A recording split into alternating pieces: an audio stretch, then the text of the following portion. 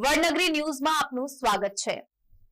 કન્ટેનરમાં ભરેલ આવેલ ભારતીય બનાવટના ઇંગ્લિશ દારૂના જથ્થા સાથે એક ઇસમને પીસીબીએ ઝડપી પાડ્યો હતો।